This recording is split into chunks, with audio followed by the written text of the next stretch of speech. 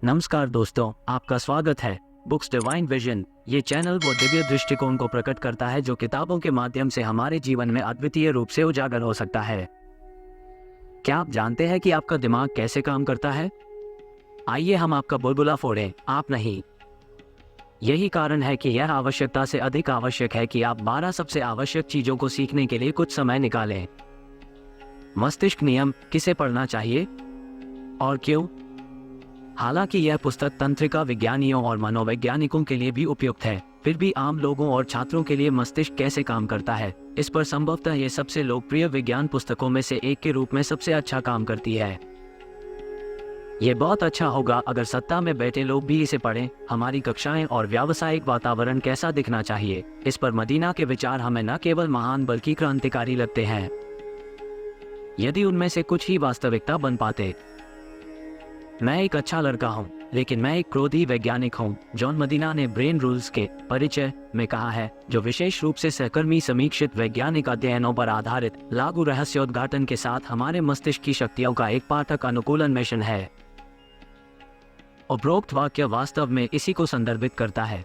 अपनी पुस्तक में एक अध्ययन को प्रदर्शित करने के लिए मदीना आगे कहती है, इसे बोइंग कंपनी, जिसके लिए मैंने कुछ परामर्श किया है, में कुछ लोग MGF द मदीना ग्रम कहते हैं, को पारित करना होगा। कारक मदीना ग्रम फैक्टर का क्या मतलब है? इसका मतलब है उस व्यक्ति ने समझाया जिसके नाम पर इसका नाम रखा गया है। मेरे प्रत्येक बिंदु के लिए सहायक शोध को पहले एक सहकर्मी समीक्षा पत्रिका में प्रकाशित किया जाना चाहिए और फिर सफलतापूर्वक दोहराया जाना चाहिए। दूसरे शब्दों में, यहाँ प्रस्तुत सभी नियम तथ्यात्मक और सत्यापित है। वे, जैसा कि मदीना उन्हें कहती है, वे चीजें हैं जिनके बारे में हम जानते हैं कि मस्तिष्क कैसे काम करता है। दुर्भाग्य से ऐसा लगता है कि इनमें से अधिकतर चीजों को या तो उन लोगों द्वारा जानबूझकर नजरअंदाज कर दिया गया है जिन्होंने हमारे समाज को बनाया है और बनाते रहे हैं, या तंत्रिका वैज्ञानिक समुदाय के बाहर किसी को भी इसकी जानकारी नहीं है, क्योंकि संक्षेप में वे सभी इस ओर इशारा करते हैं। यदि आप एक ऐसा शिक्षा वातावरण बनाना चाहते हैं जो सीधे तौर पर मस्तिष्क द्वारा किए जाने वाले कार्यों के विपरीत हो, तो आप संभवतः एक कक्षा जैसा कुछ डिजाइन करेंगे। यदि आप एक ऐसा कारोबारी माहौल बनाना चाहते हैं जो सीधे तौर पर उस काम से विपरीत हो जो करने में मस्तिष्क अच्छा है, तो आप शायद एक कक्ष जैसा कुछ डिजाइन करेंगे। और यदि आप चीजों को बदलना चाहते हैं, तो आपको दोनों को खत्म करना होगा और फिर से शुरुआत करनी होगी। खैर, यह वो बुकिंग है जो आपको दाहिने पैर से शुरुआत करने में मदद कर सकती है। नियम #1, व्यायाम मस्तिष्क की शक्ति को बढ़ाता है। आइए सीधे मुद्दे पर आते हैं। आपका शरीर दिन में 8 घंटे बैठने के लिए नहीं बना है। आपका मस्तिष्क इसे और भी कम पसंद करता है। इसे इस तरह से सोचें, आप वो बन गए हैं जो आप हैं, और होमो सेपियंस, इसलिए नहीं कि आपके पूर्ववर्ती प्रतिदिन 8 घंटे कहते थे, बल्कि इसलिए क्योंकि वे प्रतिदिन कम से कम 10 और अधिक से अधिक 20 किलोमीटर चलते थे। बिंदु, आपका मस्तिष्क अभी भी इस अनुभव को चाहता है। सभी अध्ययन लगातार यह साबित करते हैं, व्यायाम मस्तिष्क की शक्ति को बढ़ाता है, खासकर गतिहीन आबादी में। चाहे वो दीर्घकालिक स्मृति हो या समस्या समाधान कार्य, ध्यान या तर्क, व्यायाम करने वाले हमेशा काउच पोटैटो से बेहतर प्रदर्शन करते हैं। और इसका एक शारीरिक कारण है, अर्थात व्यायाम कुछ हार्मोनों के उत्पादन को उत्तेजित करता है, जिनमें से एक BDNF है। ये संक्षिप्त नाम वैज्ञानिक समुदाय में मस्तिष्क व्युत्पन्न न्यूरोट्रोफिक कारक के लिए है, लेकिन आम आदमी के शब्दों में आप इसका अनुवाद डेन न्यूरॉन्स को बढ़ावा देना, मित्र, कर सकते हैं। क्योंकि BDNF आपके न्यूरॉन्स को ताज़ा करता है और उनके बीच संबंधों को मजबूत करता है, और यह आपकी समस्या समाधान क्षमताओं और दीर्घकालिक स्मृति दोनों के लिए बहुत अच्छा है। मदीना के शब्दों में संक्षेप में कहें तो, अपने सोचने के कौशल को बेहतर बनाने के लिए आगे बढ़ें।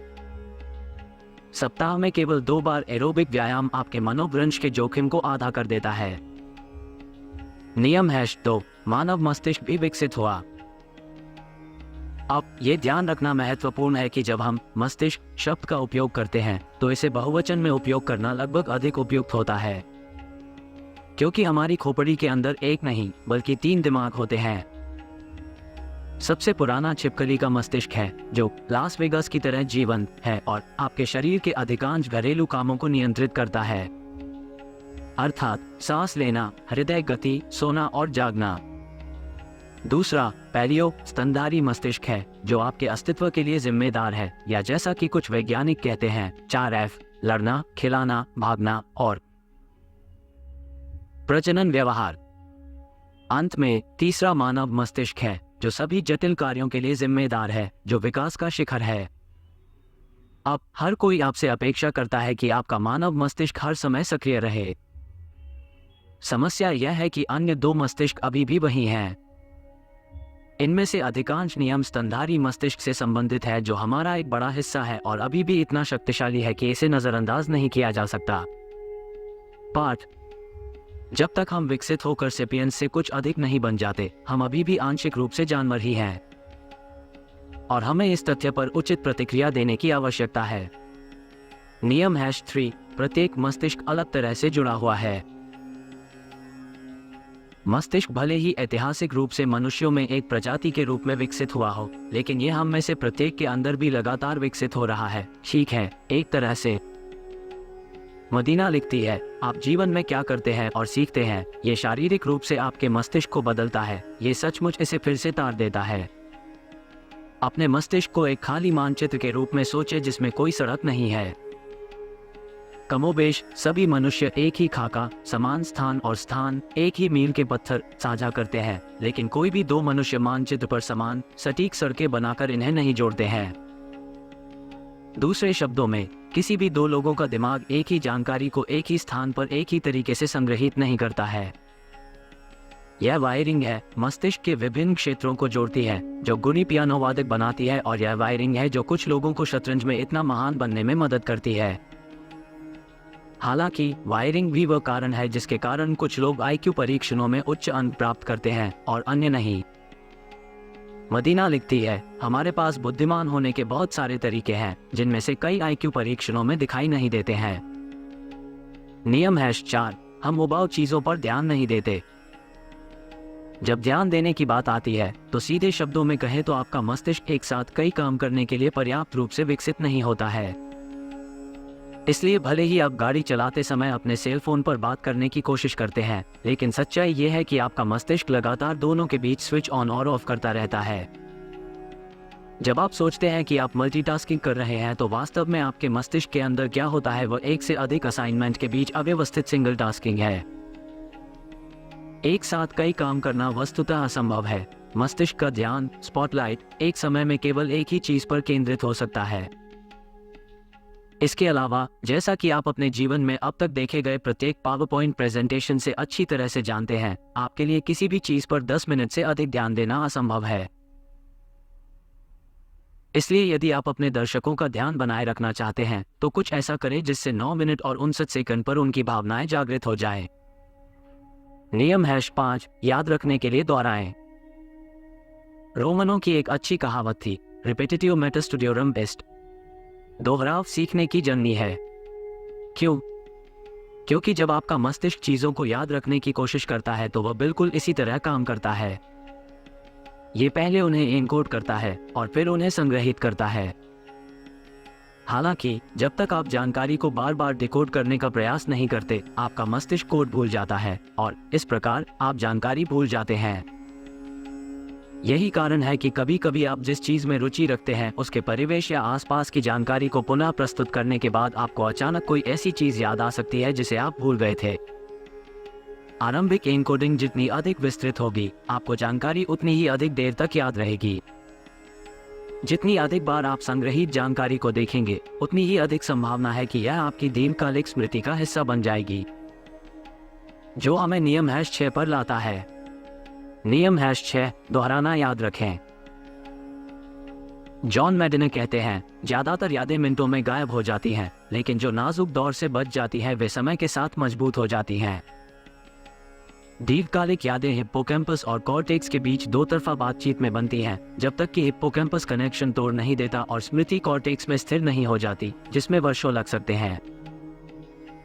इस प्रक्रिया को अंतिम रूप देने के बाद आपको कुछ याद रखने के लिए सोचने की जरूरत नहीं है। आपका मस्तिष्क इसे डिफॉल्ट रूप से करता है। लेकिन व्यवहारिक दृष्टि से इसका क्या मतलब है?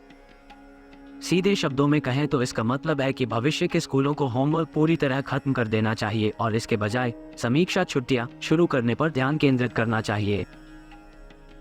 दूसरे शब्दों में, यदि आप हर तीसरे या चौथे दिन अपनी कक्षा में पिछले दिनों के नोट्स सारांश रूप में दोहराते हैं तो आपको होमवर्क की कोई आवश्यकता नहीं होगी। नियम #7, अच्छी नींद लें, अच्छा सोचें। आइए हम आपसे एक सवाल पूछते हैं, क्या आप हर दिन 3 बजे के आसपास थकान महसूस करते हैं? यदि हाँ, तो क्या आप जानते हैं क्यों? नहीं, यह आपके काम या आपके बच्चों या अन्य किसी चीज के कारण नहीं है। ऐसा इसलिए है क्योंकि आपके मस्तिष्क को वास्तव में समय समय पर झपकी की जरूरत होती है। इसे इस तरह से रखें, सोना बिल्कुल ऐसी चीज नहीं है जिसे विकास को प्रोत्साहित करना चाहिए। आखिरकार, जब आपके आसपास शेर हो तो 8 घंटे सोना कोई अच्छा विचार नहीं है। और फिर भी सोना आज तक कायम है। द रीजन, ये बहुत जरूरी है, विशेषकर दोपहर की झपकी। क्योंकि भले ही लोग अलग अलग होते हैं कि उन्हें कितनी नींद की जरूरत है और वे इसे कब लेना पसंद करते हैं, लेकिन दोपहर की झपकी के लिए जैविक इच्छा सार्वभौमिक है। हमें विश्वास नहीं है? एक अध्ययन के अनुसार 26 मिनट की झपकी से नासा पायलटों के प्रदर्शन में 34% का सुधार हुआ। तो आप किस बात की प्रतीक्षा कर रहे हैं? यह नींद क्रांति का समय है। नियम #8, तनावग्रस्त दिमाग एक ही तरह से नहीं सीखते। जैसा कि हमने आपको पहले ही बताया है, तनाव आपके शरीर की रक्षा तंत्र का प्रत्यक्ष उत्पाद है। संक्षेप में, जब लड़ाई या भागो स्थिति में आपका शरीर उन सभी प्रणालियों को बंद कर देता है जो आपके तत्काल अस्तित्व के लिए आवश्यक नहीं है और उन सभी को चालू कर देता है जो है। समस्या, आपके शरीर की रक्षा प्रणाली, एड्रेनालाइन और कोर्टिसोल की रिहाई एक गंभीर लेकिन क्षणभंगुर खतरे जैसे कि कृपान दांतेदार बाघ की तत्काल प्रतिक्रिया के लिए बनाई गई है। दीर्घकालिक तनाव, जैसे कि घर पर शत्रुता, केवल अल्पकालिक प्रतिक्रियाओं से निपटने के लिए बनाई गई प्रणाली को खतरनाक रूप से निष्क्रिय कर देता है। तो दूसरे शब्दों में, जब कृपान दांतेदार बाघ के हमले का खतरा टल गया तो निएंडरथल के शरीर वापस सामान्य हो गए। हालांकि हमारा ऐसा नहीं है, क्योंकि कृपान दांतेदार बाघ अमूर्त भय की कभी न खत्म होने वाली धाराओं में विकसित हो गए हैं, चाहे वो समय सीमा हो या होमवर्क असाइनमेंट। दुर्भाग्य से, दीर्घकालिक तनाव के कारण आपका मस्तिष्क ठीक से काम करना बंद कर देता है, जिससे सीखने और याद रखने की आपकी क्षमता खराब हो जाती है। क्या आप बेहतर स्कूल और कार्यालय चाहते हैं? उन्हें यथासंभव तनाव मुक्त बनाएं। नियम #9, इंद्रियों को अधिक उत्तेजित करें। क्या आप जानते हैं कि कुछ लोगों के पास असीमित यादें क्यों होती हैं? क्योंकि वे चीजों को याद रखने के लिए अपनी इंद्रियों को अधिक शामिल करते हैं। बस सिनेस्थेटिस्ट यानी उन लोगों से पूछें जो रंगों को सूंघते हैं या आवाज देखते हैं। जाहिरा तौर पर वे चीजों को असामान्य रूप से अच्छी तरह से याद भी रखते हैं, लेकिन इसका एक बहुत ही समझने योग्य कारण है। हम अपनी इंद्रियों के माध्यम से किसी घटना के बारे में जानकारी को अवशोषित करते हैं। जॉन मदीना हमें याद दिलाते हैं, इसे विद्युत संकेतों में अनुवादित करें, कुछ दृष्टि के लिए, अन्य ध्वनि से, आदि। उन संकेतों को मस्तिष्क के अलग अलग हिस्सों में फैलाएं, फिर जो हुआ उसका पुनर्निर्माण करें, अंततः घटना को समग्र रूप से समझना। मेमोरी, जैसा कि हमने ऊपर सीखा, नियम #3, #5 और #6 बिंदुओं को जोड़ने की आपकी क्षमता के बारे में है, यानी मस्तिष्क के उन हिस्सों को तार से जोड़ना जो जानकारी रखते हैं। बस उस शक्ति की कल्पना करें जब आप उन्हें जोड़ने के लिए कड़ी मेहनत करते हैं, क्योंकि आप हर चीज को एक से अधिक अर्थों में अनुभव करते हैं। नई चीजें सीखते समय इसका उपयोग क्यों न करें? इसके अलावा एक दिलचस्प सामान्य ज्ञान, क्योंकि गंध के संकेत थैलेमस को बाईपास करते हैं, गंध सबसे अधिक मजबूती से यादों को वापस लाती है। तथापि नियम #10, दृष्टि अन्य सभी इंद्रियों पर विजय प्राप्त करती है। लियोनार्डो दा विंची इसे सहज रूप से जानते थे। विज्ञान ने इसे लगभग सिद्ध कर दिया है। दृष्टि अब तक हमारी सबसे प्रमुख इंद्रिय है, जो हमारे मस्तिष्क के आधे संसाधनों पर कब्जा कर लेती है। दरअसल ये कहना गलत है कि हम अपनी आंखों से देखते हैं। सच तो यह है कि हम अपने दिमाग से देख रहे हैं। नतीजतन हम जो देखते हैं वह केवल वही होता है जो हमारा मस्तिष्क हमें बताता है कि हम देखते हैं। यह स्वाभाविक ही है कि यह 100% सटीक नहीं है। वास्तव में ये स्पष्ट शब्दों में बताता है कि कुछ लोगों को भूत या दृश्य क्यों दिखाई देते हैं। सीधे शब्दों में कहें तो उनकी आंखें वही देख रही है जो उनका मस्तिष्क उन्हें देखने के लिए कहता है, भले ही वास्तविकता में ऐसा कुछ भी नहीं है। वास्तव में दृष्टि इतनी महत्वपूर्ण है कि जैसा कि विटगेनस्टाइन ने तर्क दिया, ये संभव है कि आप चीजों को वास्तव में तब तक नहीं समझ सकते जब तक आप उन्हें छवियों में अनुवाद नहीं करते। यही कारण है कि आप उपमाओं का उपयोग करते हैं और बीथोवेन के 5वें की शुरुआत को समझने का एकमात्र तरीका ये कहना है कि यह नियति दरवाजे पर दस्तक दे रही है। मदीना ने निष्कर्ष निकाला, हम चित्रों के माध्यम से सबसे अच्छा सीखते और याद रखते हैं, लिखित या बोले गए शब्दों के माध्यम से नहीं। नियम #11, पुरुष और महिला का दिमाग अलग अलग होता है। इससे कोई फर्क नहीं पड़ता कि धर्म क्या कहते हैं, महिलाएं वास्तव में अधिक जटिल लिंग हैं। एक्स क्रोमोसोम महिलाओं में 2 होते हैं और पुरुषों में केवल 1 मस्तिष्क निर्माण में शामिल जीन का असामान्य रूप से बड़ा प्रतिशत वहन करता है। इसके अलावा एक्स गुणसूत्र में लगभग 1500 जीन होते हैं, जो संबंधित पुरुष वाई गुणसूत्र में जीन की संख्या से 15 गुना अधिक है। दूसरे शब्दों में, पुरुषों और महिलाओं का मस्तिष्क संरचनात्मक और जैव रासायनिक दोनों रूप से भिन्न होता है। हालांकि यह बताता है कि पुरुष और महिलाएं तनाव पर कैसे प्रतिक्रिया करते हैं और पुरुष आमतौर पर अधिक स्थिर सेक्स क्यों करते हैं, हम नहीं जानते कि क्या अंतर सेरोटोनिन उत्पादन की गति से आगे निकल जाता है। साथ ही हम नहीं जानते कि हमें इन मतभेदों को प्रोत्साहित करना चाहिए या उन्हें संतुलित करना चाहिए, और यदि बाद वाला, किस दिशा में। इसलिए जो कोई कहता है कि वह जानता है और वह दोनों में से किसी एक विचार की वकालत कर रहा है, वह झूठ बोल रहा है, क्योंकि विज्ञान ने अभी तक इस पर अंतिम शब्द नहीं कहा है। नियम #12, हम शक्तिशाली और प्राकृतिक खोज करता है।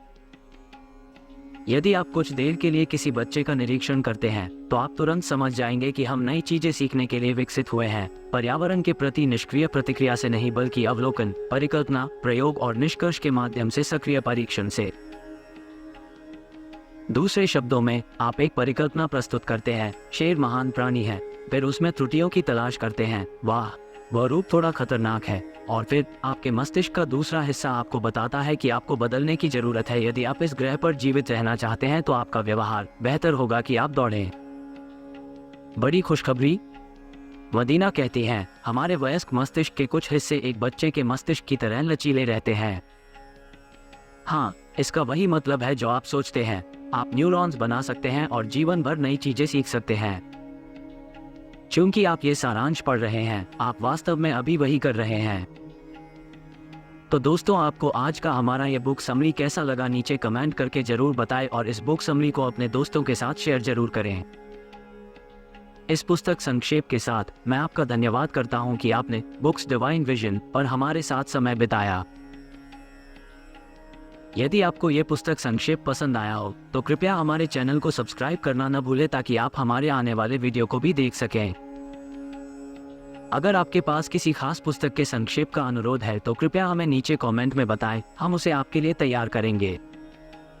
और मिलते हैं बुक्स डिवाइन विजन पर। टेक केयर, गॉड ब्लेस, जय हिंद।